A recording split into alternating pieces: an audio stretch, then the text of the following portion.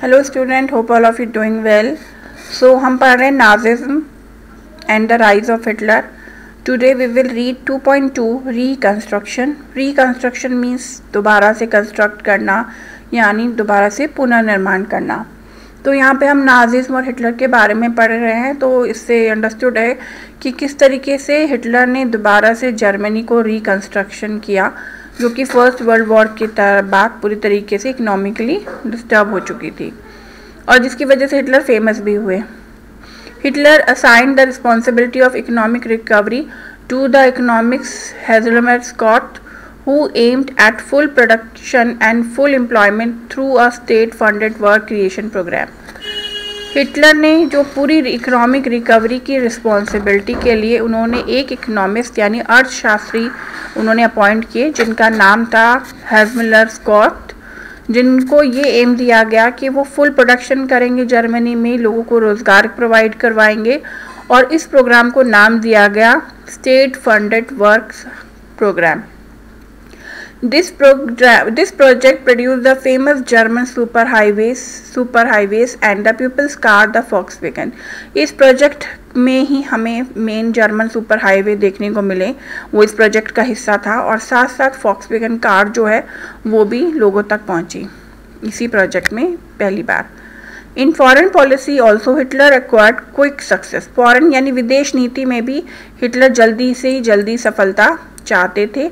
He pulled out of league of nation in 1933। Important है, उन्होंने 1933 में लीग ऑफ नेशन से जर्मनी को पीछे हटा लिया।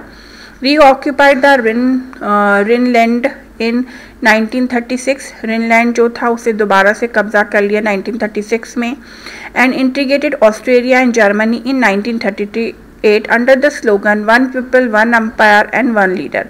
और फिर से उन्होंने ऑस्ट्रेलिया को जर्मनी में 1938 में मिला लिया और उन्होंने एक स्लोगन दिया one people one empire and one leader, यानी एक लोग एक एम्पायर और एक लीडर। वो एक लीडर हिटलर और वो पूरा एम्पायर जर्मनी, और वन पीपल यानी Germans.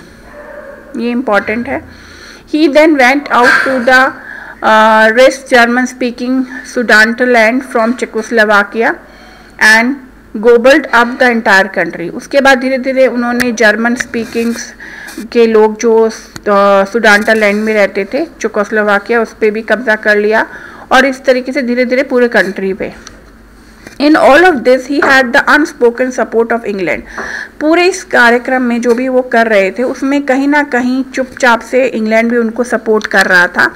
Which has consider the जो वॉसराय वर्डिक्ट था, जो वॉसराय ट्रीटी हुई थी, वो बहुत कठिन थी, बहुत हार्श थी, तो इंग्लैंड को भी ऐसा लग रहा था, तो इसलिए वो चुपचाप से सपोर्ट भी कर रहा था जर्मनी को। These quick successes at home and abroad seem to reverse the destiny of the country। ये जल्दी जल्दी सफलताएं जो उन्हें अपने घर से मिल रही थी, साथ साथ फॉरेन बाहर के देशों भी उनके कब्जे में आ रहे थे, ये पूरी तरीके से जर्मनी की किस्मत को बदल रहे थे। Hitler did not stop here. Hitler यहाँ नहीं रुके, आगे बढ़े वो, मतलब उन्होंने और कुछ करा। Schacht had advise Hitler against investing hugely in rearmament at the state still run on deficit financing. Schacht जो थे उनके एडवाइज़र, उन्होंने हिटलर को एडवाइस दी कि वो युद्ध में ज़्यादा खर्च ना करें, यानी देशों पे कब्जा करने में अपने सोर्सेज को ख़त्म ना करें, क्योंकि उन्हें लगता था कि फाइनेंस पे ज़्यादा ध्यान देना चाहिए। Conscious people however had no place in Nazi Germany. क्योंकि यहाँ पे उन्होंने क्या दी, उन्होंने सतर्कता दिखाई उनके इकोनॉमिक्स ने कि थोड़ा हमें सतर्क रहना चाहिए।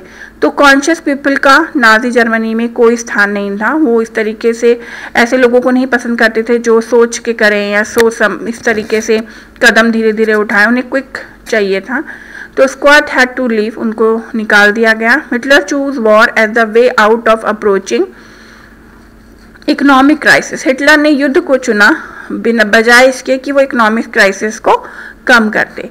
Resources were to be accumulated through expansion of territory. Resources को खर्च किया गया टेरिटरीज को बढ़ाने में, यानी जर्मनी को बढ़ाने में। इन सितंबर 1939 जर्मनी इन्वेंटेड पोलैंड। इसको अंडरलाइन कीजिएगा आप। 39 में जर्मनी ने पोलैंड पे कब्जा कर लिया। They started a war with France and England. और इसके बाद जो इंग्लैंड अभी तक चुप था, उसके साथ भी एक तरीके की वॉर छिड़ गई।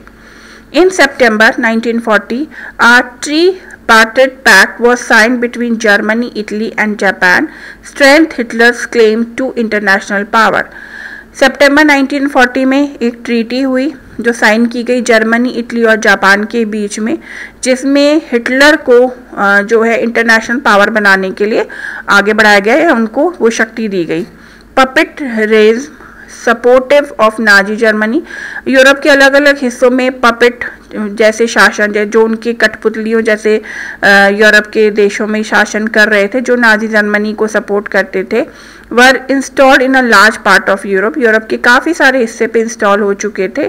Bye the end of 1940 Hitler was at the pinnacle of his power. लगभग 1940 तक हिटलर जो थे वो अकेले इस पूरी पावर के मेन पॉइंट बन गए, मेन बिंदु बन गए। Hitler now move to achieve his long term aim of conquering eastern Europe. अब हिटलर ने क्या किया, हिटलर शुरू से ईस्टर्न यूरोप पे कब्जा चाहते थे, तो वो अब उन्होंने अपना एम रखा कि वो ईस्टर्न यूरोप पे कॉन्कर करेंगे। आप ये देखिए, अब वो किस तरफ जा रहे थे, अभी तक तो वो इधर थे, अब वो ईस्टर्न यूरोप की तरफ चल रहे। जर्मनी यहाँ, ईस्टर्न यूरोप, पोलैंड पे उन्होंने कर लिया था, वो आगे बढ़े। He wanted to ensure food supplies and living space for German। वो चाहते थे कि जर्मनी बड़ा हो जाए, जर्मनी का एरिया बढ़ जाए, लोगों को अच्छी फूड सप्लाई मिले, लोगों के पास रहने को जगह ज़्यादा मिले जर्मन्स को। He attacked the Soviet Union in June 1941। सबसे पहले उन्होंने सोवियत यूनियन जैसे USSR था जो उस पर रशिया, उस पर 1941 में अटैक कर दिया। In this historic blunder, Hitler exposed the German Western Front to British aerial bombing and the Eastern Front to the powerful Soviet armies। ये उनकी एक हिस्टोरिकल ब्लंडर था, बड़ी गलती थी। हिटलर जो था उसने जर्मन ने ब्रिटिश के वेस्टर्न फ्रंट पे भी जब अटैक किया तो ब्रिटिशर्स ने उधर से उनको विरोध किया, बॉम्बिंग करी उनके एरिया पर, और उधर से सोवियत आर्मीज उनको ईस्टर्न फ्रंट पे बहुत ही ज़्यादा करारी हार दे रही थी। The Soviet Red Army inflicted a crushing and humiliating defeat on Germany at Stalingrad. Soviet Red Army बहुत ज़्यादा बहुत ज़्यादा ब्रेव थी, बहुत आगे बढ़ रही थी। उसने जो जर्मनीज हैं उनको क्रश करा, ह्यूमिलेट करते करते वो उनको स्टेलिनग्राड तक ले गई। After this the Soviet Red army hounded out the retreating German soldiers until they reach the heart of Berlin. Soviet Red army German army को खदेड़ते रहे, जब तक उन्हें वहाँ से पीछे हटाते रहे, जब तक कि वो बर्लिन के मिड तक नहीं पहुँच गए। Establishing Soviet hegemony over the entire Eastern Europe for half a century thereafter। और लगभग हाफ ऑफ सेंचुरी तक इसी वजह से बर्लिन तक तो पहुंच गई थी सोवियत आर्मी, तो सोवियत रूल्स जो है पूरे इंटायर ईस्टर्न यूरोप के आधे हिस्से में रूल हो गया, क्योंकि वो उनके कब्जे में आ गया था। मेनवाइल उसी समय पर the USA had resisted involvement in the war. USA war में हिस्सा नहीं लेना चाहता था। It was unwilling to once again face all the economic problem that the First World War had caused। क्योंकि वो फिर से वो इकोनॉमिक प्रॉब्लम नहीं चाहता था यूएसए यानी यूनाइटेड स्टेट ऑफ अमेरिका, जो फर्स्ट वर्ल्ड वॉर के टाइम हुई थी इकोनॉमिक क्राइसिस, वो नहीं चाहता था, इसलिए वो वॉर में कोई पार्टिसिपेट नहीं कर रहा था। But it could not stay out of the war for long, पर लंबे समय तक वो भी वॉर से दूर नहीं रह पाया। Japan was expanding it's power in the east. अब क्या था, जापान ईस्ट में अपनी पावर को बढ़ा रहा था, क्योंकि जापान जर्मनी के साथ था। It had occupied French Indo China and was planning attack on USA naval base in the Pacific. उसने जो जापान है उसने फ्रांस इंडो चाइना के काफ़ी हिस्से पे अपना अटैक कर दिया था।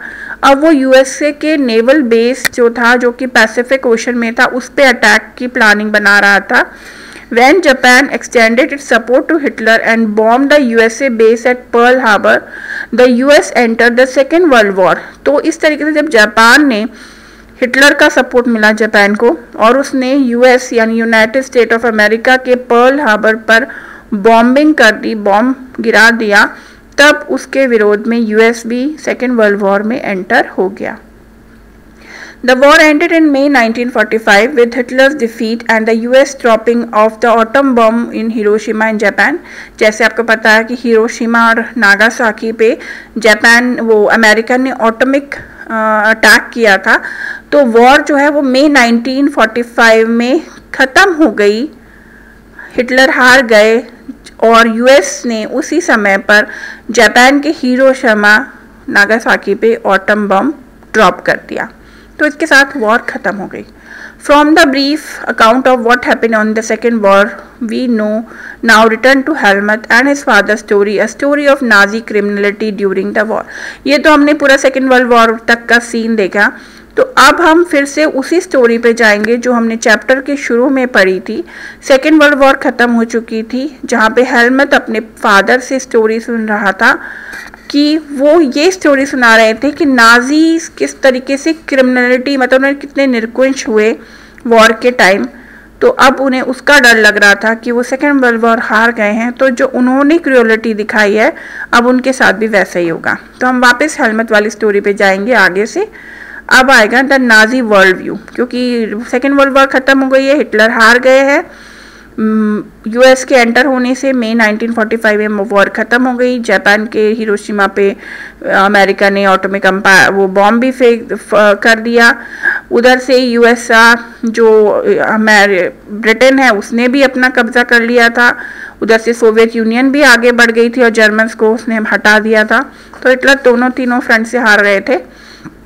अब ये जो नाजी वर्ल्ड व्यू है उसमें हम ये पढ़ेंगे नाजी क्या सोचते थे, हिटलर क्या सोचता था। ये वीडियो काफ़ी बड़ा है, तो हम नेक्स्ट वीडियो में उसको पढ़ेंगे कल।